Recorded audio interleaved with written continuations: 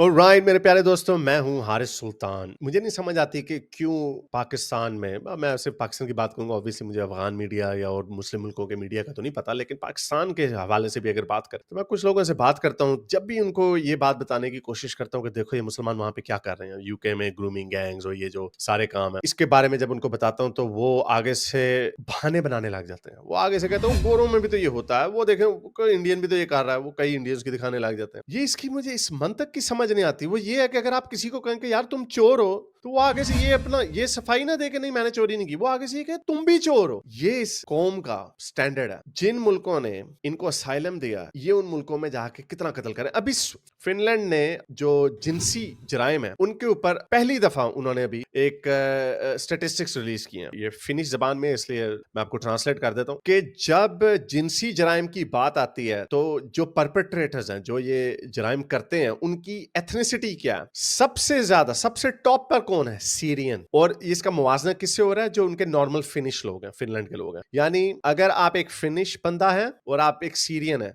तो आप 15 गुना ज्यादा लाइकली हैं कोई जिनसी जुर्म करने में। नंबर 1 पे सीरियंस है, ये आप देख सकते हैं। ये हर 10,000 में 125 लोग हैं। 10,000 जुर्मों में 125 जुर्म है वो सीरियन करते हैं। अच्छा जी, उसके बाद अगला नंबर किनका आता है? कॉन्गो का, फिर आता है अफगानिस्तान का, फिर आता है इराक का, फिर आता है सोमालिया का, ईरान का, यूक्रेन भी बीच में है। अच्छा, यूक्रेन भी इसमें मुझे हैरत हुई है बस, लेकिन एनीवे बहुत कम इसके हवाले से, बहुत कम है। I think it's about 2x 2 time. तो इसके ऊपर कोई बात नहीं करता। और फिर जब उधर रिएक्शन आता है ट्रंप का, गिर्ट विल्डर्स का, जॉर्जिया मेलोनी का, और अब जर्मनी में आना है एएफडी का, तो फिर ये कहते हैं देखो कितना फार राइट आ गया, देखो जी कितनी नफरत फैलाई जा रही है, इस्लामोफोबिया, हम लुट गए, बर्बाद हो गए। अब देखें, ये आज की जो वीडियो है, अभी खबर आई है कि एक और अफगानी असाइलम सीकर ने गाड़ी दौड़ा दी लोगों के ऊपर, 30 लोगों को जख्मी कर दिया। 30 लोगों को, बीच में 2 बच्चे भी हैं और वो बड़ा सीरियसली इंजर्ड है ये। और इसकी जो कहानी है वो ये कि 24 साल का ये बंदा था, 2020 में उधर गया, 21 में सॉरी, उधर गया, माफिया मांग के मुझे आश्रम दे दो, मैंने तालिबान के अंडर नहीं रहना।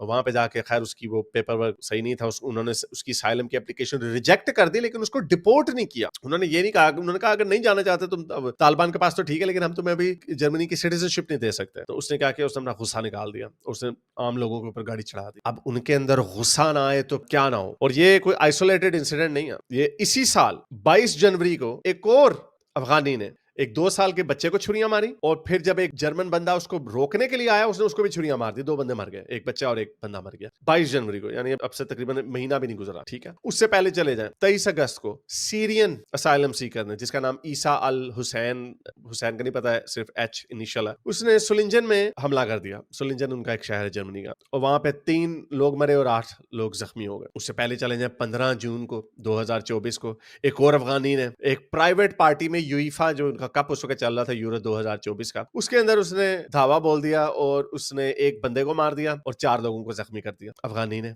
अच्छा जी, उससे और पीछे चले जाएं, मैनहम की स्टैबिंग तो आपको याद होगी कि वो एक अफगानी ने, वो एक पुलिस वाला आया, वो 2 लड़ाई हो रही है, एक गोरे की और अफगानी की। वो पुलिस वाला ऊपर से आया, वो वीडियो थी, हमने दिखाई थी, पता नहीं, वो पुलिस वाले की उसकी वॉक ट्रेनिंग ऐसी हुई थी कि उसके जब झगड़ा उसने देखा तो उसने जो गोरा था उसको पकड़ लिया। वो समझा कि अफगानी बेचारा विक्टिम है, क्योंकि वो आइडियोलॉजी में यही है कि ब्राउन बंदा जो है ना वो बेचारा विक्टिम होता है, गोरे बुरे हैं, तो उसने गोरे को जकड़ लिया। तो वो जो अफगानी था उसने उसके यहाँ पे छुरी मारी, माइनहम जर्मनी में। बड़ा मशहूर हुआ था ये वाकया, उसके ऊपर वीडियो डिटेल से बनाई थी, और वो बेचारा पुलिस वाला हाथ धो बैठा अपनी जान से। तो ये अभी मैंने आपको सिर्फ पिछले कुछ 10 महीनों के वाकया सुनाए हैं, और जब ये चीजें बढ़ती चली जाएंगी, और ये मैंने आपको दिखाया कि फिनलैंड ने अभी स्टेटिस्टिक्स दिखाए हैं, आपको मैं जर्मनी के स्टेटिस्टिक्स भी दिखा देता हूँ। ये कि जर्मनी में फॉरेनर्स जो हैं, जो जर्मनी में पैदा नहीं हुए, उनकी तादाद 12% है पॉपुलेशन का हिस्सा, लेकिन जो गैंग रेप्स होते हैं उनमें उनका हिस्सा 67% है। अच्छा जी, फर्दर चले जाएं, उसके अंदर भी जो अफगानी है वो लेस देन 1% है,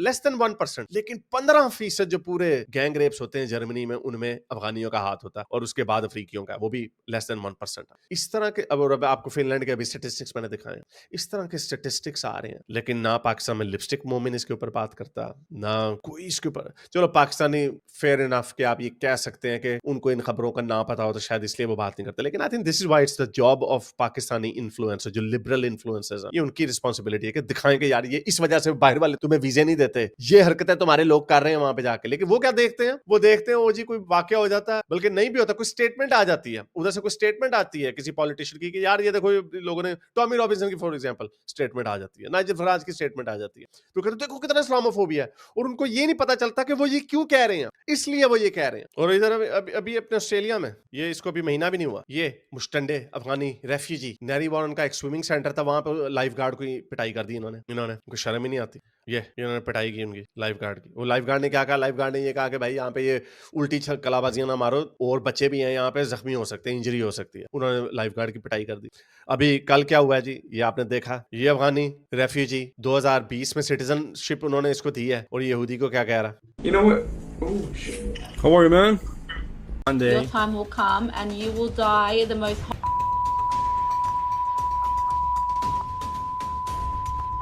How When are your you, time doctors? comes, Wait. I want you to remember my I have- face. Okay, so okay. You can understand Gotcha. That you will I have die a question, the though. most disgusting death. All right, for sure. I have a question, though. Yeah, what's your... I have a question. Let's say an Israeli. I God won't treat forbid. them. I won't treat them. I'll kill them. मेरे पास कोई Israeli आता है patient, मैं उसको मार दूंगी। You'll kill them? So if an Israeli is in Australia and God forbid something happened to him and he comes Not to your God forbid, hospital, I hope to God. would you kill him? Okay, you have no idea how many Israeli Khara dog came to this hospital and I sent it to Jahannam.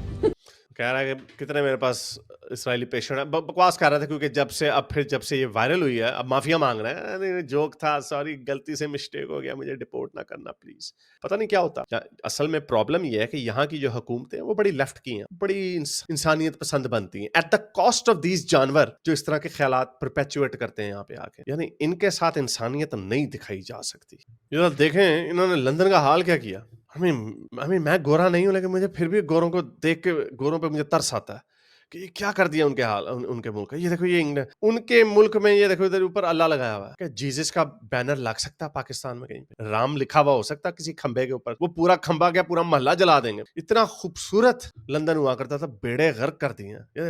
ये क्या लग रहा है, ये क्या है, ये बेड़ा गर्क? तो उनके लोगों को गुस्सा नहीं आएगा? क्यों नहीं आएगा उनके लोगों को गुस्सा? और गुस्सा उनका ठीक है, उनका गुस्सा अपने पॉलिटिशियंस के साथ है कि तुमने क्या किया, तुमने हमें वादा किया था कि तमाम इंसान बराबर होते हैं, वो चाहे कोई चाइना से आए, जापान से आए या अफगानिस्तान से आए, वो सारे हमारी तरह के होते हैं। तो ये क्या तुमने किया? जिनसी जराइम में सबसे ऊपर ये, वायलेंट जराइम में सबसे ऊपर ये, और ऊपर से जो सोशल इंटीग्रेशन है उसमें भी सबसे ऊपर। जहाद भी चाहिए इनको, एक तो क्राइम और ऊपर से जहाद भी चाहिए, और मुंह अड्ड के कहते हैं कि हमें नफरत है तुमसे। तो बैकलैश तो आएगा, बैकलैश तो आएगा, ये लिख लो। और इन्होंने, इन सारे बेशर्मों ने तब कहना, देखो कितना इस्लामोफोबिया फैल गया, देखो कितना जुल्म हो गया, ये गोरे कितने बुरे हैं। ये छुतर तो इनको बड़े बुरे पड़ने हैं। और देखो वो ट्रम्प निकाल रहे हैं ना लोगों को, वो ट्रम्प ने इलीगल इंडियंस को भी निकाल के इंडिया फेंका उसने। तो वो हमारे इंडिया वाले भी कह रहे हैं, यार देखो ये बेड़ियां क्यों लगाई हैं वगैरह। वो कहते हैं हम क्या करें भाई, आप अपने जहाज भेज दें, हमारे खर्चे पे तो ऐसे ही जाएगा। तो मेरा ख्याल इंडिया से जहाज जाएंगे। और इंडिया की हुकूमत ने बिल्कुल सही कहा, उन्होंने कहा we don't support illegal migrant, जो इलीगल उनको डिपोर्ट करें आप। और वो सारों को यही करना पड़ा रहा, वेनेजुएला ने भी यही कहा, कोलंबिया ने भी यही कहा।